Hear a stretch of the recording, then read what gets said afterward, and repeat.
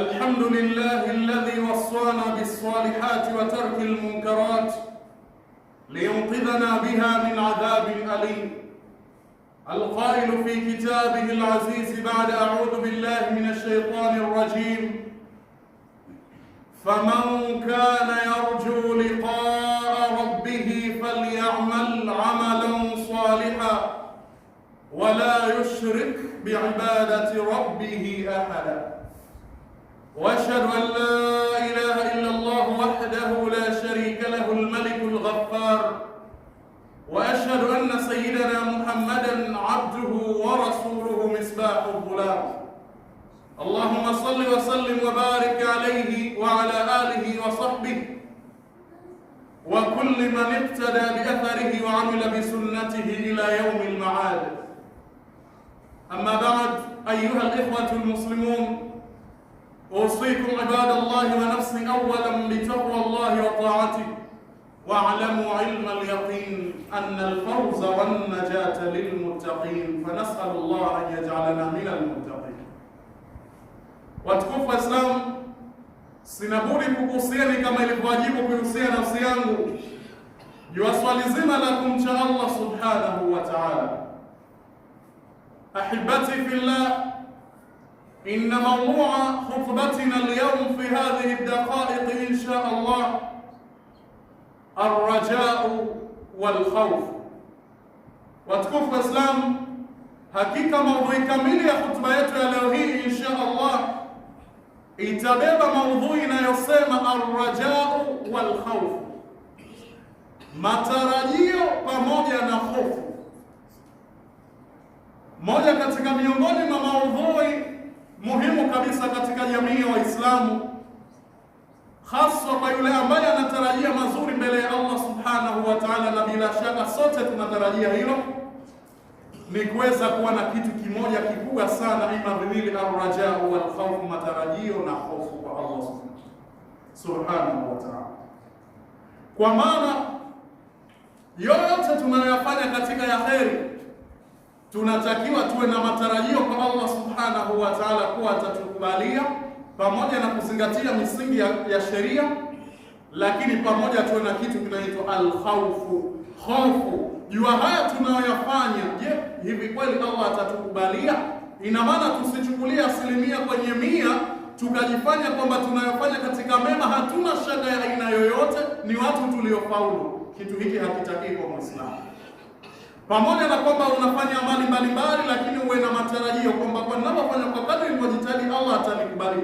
Lakini wakati huo huo unatakiwa uwe na hofu, yaani usijipe matumaini 100%, kwa sababu ukiwa 100% huna hofu, una rajaa, matarajio peke yake, utafeli. Na leo hii ndio maana tukaonelea inshallah tuzungumzie katika dakika hizi chache kabisa. Mwanzo kabisa tuanze na aya ya Allah subhanahu wa ta'ala, na sio aya moja, tutakuwa na aya takriban kama 4 ambazo zinaashiria namna gani Allah subhanahu wa ta'ala anawaelezea waja wema waliotangulia, pamoja na sisi anatutaka tufikie ili tuweze kupata mafanikio yaliyokuwa mbele ya Allah subhanahu wa ta'ala.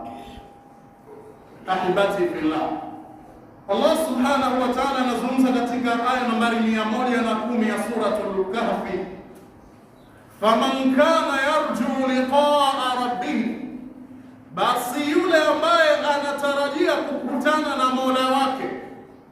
Ingawa unaweza ukajiuliza, hivi kwani kuna mtu hatarajii kukutana na Allah, kwa maana hatarajii kufika akhir? Hapa Allah subhanahu wa ta'ala katumia ufundi maalumu, kwa sababu anajua kuna watu hapa ulimwenguni, kwa mujibu wa tafsiri yake yeye, hawatarajii kukutana na yeye kwa sababu ya vile wanavyoishi hapa ulimwenguni. Kwa hiyo Allah subhanahu wa ta'ala anasema faman kana yarju liqaa rabbih, yule ambaye anatarajia kukutana na Mola wake afanye nini? Falyamal amalan salihan, basi na afanye matendo mazuri, asome Qur'an kwa ikhlasi kabisa, atoe sadaqa, aswali, aende Maka kuhiji kama uwezo amejaliwa, na khairati mbalimbali. Yule ambaye anatarajia kukutana na Allah wala yushrik, agizo lililokuja kutoka kwa Allah, wala asishirikishe biibadati, katika rabbi, katika ile kumwabudia Mola wake, ahada, na yoyote. Kwa maana kama anatarajia kukutana na Allah na kupata yaliyo mazuri, kwanza kitu cha kwanza anatakiwa afanye amali njema, na pia asishirikishe pamoja na Allah kwa kitu chochote. Kama ameamua kumwabudu ya Allah, iwe Allah tu.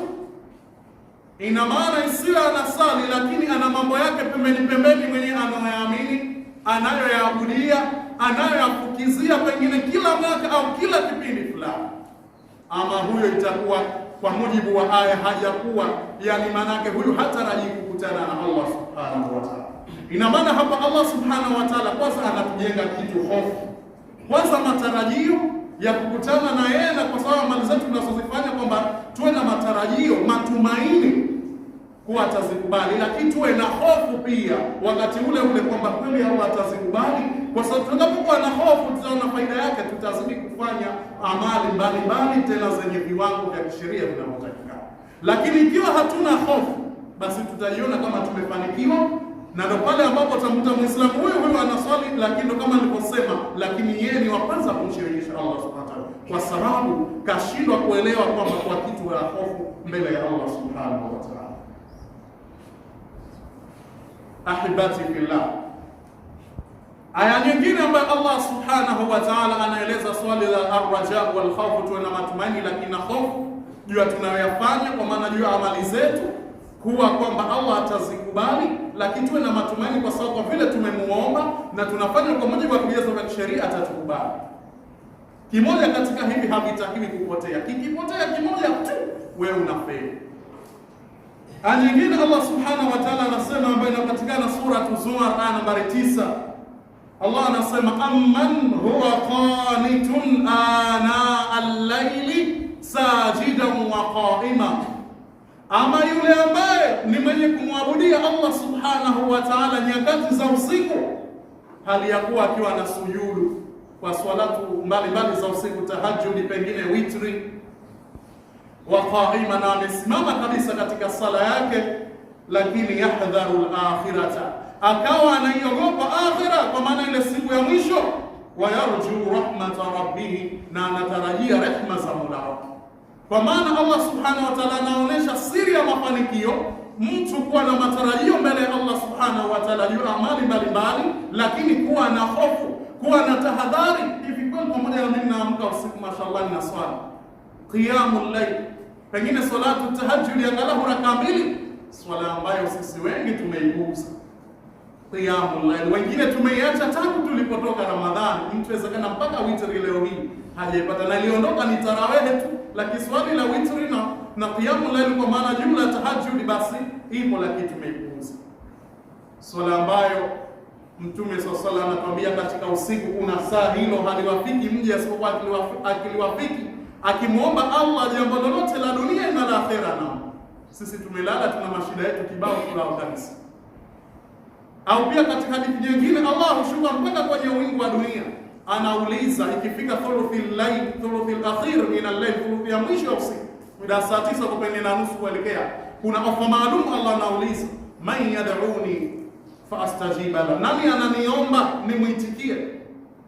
Man yasaluni fa utiya lahu, nani anaomba nimpe? Nani anataka msamaha nimpe? Mimi na wewe tunakoroma kabisa, tumelala wakati tuna shida kibao kabisa, ni nyakati adhimu kabisa. Kwa Allah subhanahu wa ta'ala anapiga mfano yule ambaye anasimama usiku kufanya amali mbalimbali, lakini na huku akichukua tahadhari ya siku ya mwisho, anafanya namna anavyofanya, lakini ana hofu kwa Allah, anasema lakini nakubaliwa. Na huyu mara nyingi ndo anafanikiwa, kwa sababu lazima itafika wakati atajirekebisha mwenyewe. Lakini ikiwa sisi hatuna qiyamul layl, swala zenyewe ni zitano, tena hatuna hata hiyo baadia sunna lani, ikisha tunajipa matumaini hali ya kuwa hatuna hofu yoyote mbele ya Allah subhanahu wa ta'ala. Kwa lazima watukufu wa Islam tuweze kujirekebisha. Siri ya mafanikio tuwe na matarajio sawa, lakini na hofu mbele ya Allah juu ya ibada tunazozifanya, je, anazikubali? Na hilo lazima tuwe nalo. La tukijipasisha moja kwa moja tunafeli. Na mfano mzuri tu pale shuleni, mwanafunzi amefanikiwa ni yule ambaye ana sifa ya ar-rajaa wal khawf. Pamoja na kusoma kwake sana, lakini anakana kwenda swali fulani nilisijasoma kwenda alikaja, lazima na hofu fulani huwa nayo. Lakini yule ambaye atajiona pengine matokeo yake pale shuleni ya ndani ni mazuri, akajipa 100 kwenye 100, mara nyingi anafeli kwa sababu kakosa kitu hofu. Hivi ndivyo ilivyo kwa Allah subhanahu wa ta'ala.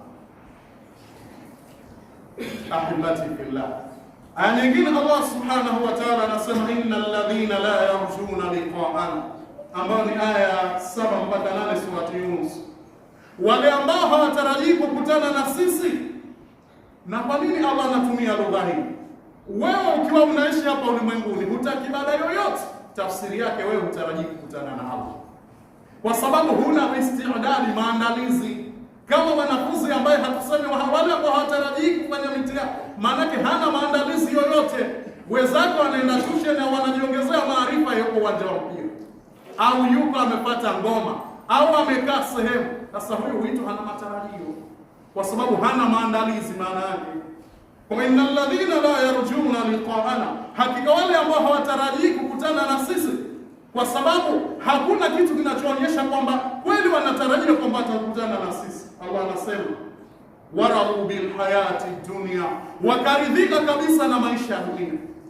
Wao kula, kwenda chooni, hawataki sala, hawataki chochote. Wafungue simu zao kubwa, wadownload apps, waangalie vitonga tu usiku mchana, hawataki ibada, wapo hapo tu. Warau bil hayati dunya, wameridhika na maisha ya dunia, wakajiona kama wamefika, watmaannu biha, wakatulizana, wakajiona watu ambao hawana shida, wapo hapo tu. Walladhina, na wale ambao hum hawa an ayatina ghafilun, kutokana na aya zetu wameghafilika kabisa, wana habari nazo. Watu kama hawa ulaika ma'awahum nar, watu kama hawa makazi yao ni motoni, bima kanu yaksibun, kwa sababu yale walikuwa wakiyafanya.